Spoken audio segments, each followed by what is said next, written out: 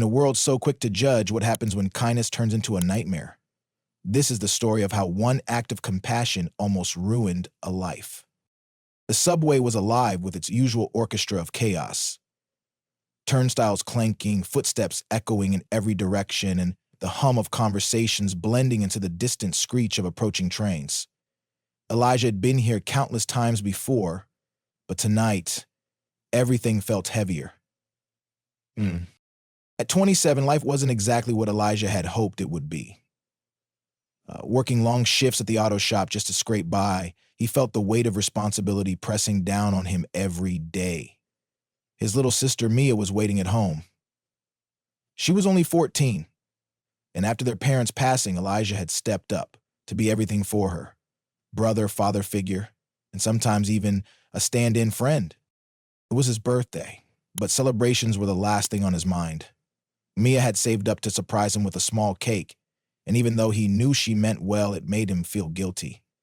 He wished he could give her the life she deserved. Lost in thought, Elijah barely noticed the train pull into the station. He stepped onto the crowded car, gripping his backpack tightly. The air inside was thick, humid from too many bodies packed into too small a space.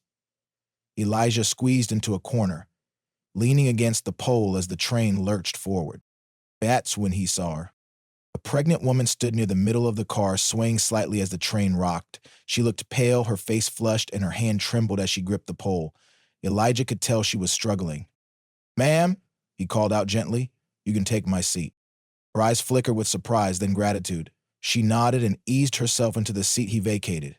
"Thank you," she murmured. Elijah gave a small smile and moved to stand by the doors. It wasn't a big deal.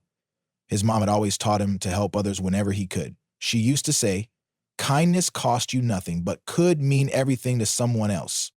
As the train rattled on, Elisha noticed the woman again. She was breathing heavily, her head drooping forward. Alarm bells rang in his head. Something wasn't right.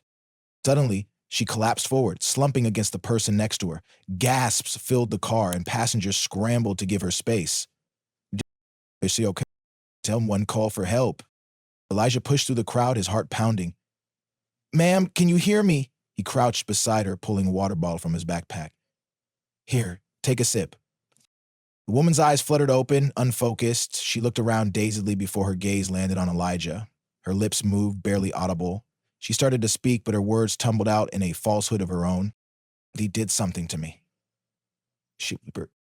Elijah froze. His mind struggled to process her words. "What? No, I just..." But it was too late. The murder started almost immediately.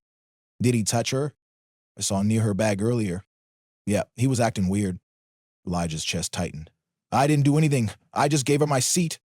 The murmurs grew louder, like wildfire spreading through the car.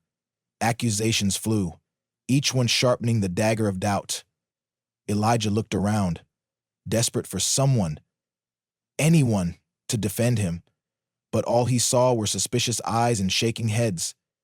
"Down, playing with it." At the next station, transit officers boarded the train. Their presence was commanding, their expressions stern. "Sir, step off the train," one officer said, pointing at Elijah. "What? No, this is not a mistake. I didn't do anything," Elijah protested, his voice shaking. "Sir, we're not going to ask again," the officer said firmly. The first time there was a click. The crowd parted as Elijah was escorted off the train. Passengers whispered among themselves, their phones out to capture the spectacle. Some even nodded in approval, as if justice were being served. On the platform, the officers began questioning him.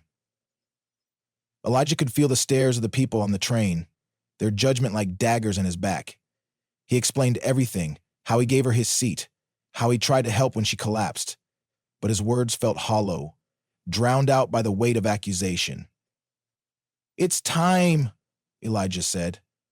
He felt hollow and ground out by the weight of accusation. Then, a voice cut through the tension. "Wait." A teenage girl stepped forward, holding up her phone. She had been sitting a few seats away, unnoticed in the chaos. "I recorded everything," she said. The officers reviewed the footage. It showed exactly what Elijah had said, him offering his seat, keeping his distance, and rushing to help when the woman collapsed. There was no evidence of wrongdoing, No indication that Elijah had done anything but try to help. One of the officers sighed. "You're free to go." The train pulled away, leaving Elijah standing on the platform. Relief washed over him, but it was fleeting. The damage was already done. The judgmental stares, the whispers, the humiliation, it all lingered, heavy in the air. The officers apologized half-heartedly, but it didn't matter. Elijah walked home in a daze, his thoughts racing. What if the girl hadn't recorded the video? What if no one had spoken up for him? He said later that night. When he got home, Mia greeted him with the big smile and the small cake she had made. "Happy birthday!" she exclaimed, her eyes bright. Elijah mustered a weak smile, but the day's events weighed on him. That night, as he lay in bed, the memories played on a loop in his mind. This wasn't just about him, it was about how quick people were to judge, how easy it was to ruin someone's life with a single accusation. He thought about the others and those who weren't lucky enough to have someone speak up for them. How many lives had been destroyed by false accusations? How many people had been silenced by the weight of judgment? Elijah knew one thing for sure. The world needed more truth and less assumption. How often do we stop to question the narratives we're fed? This story isn't just about Elijah. It's about all of us.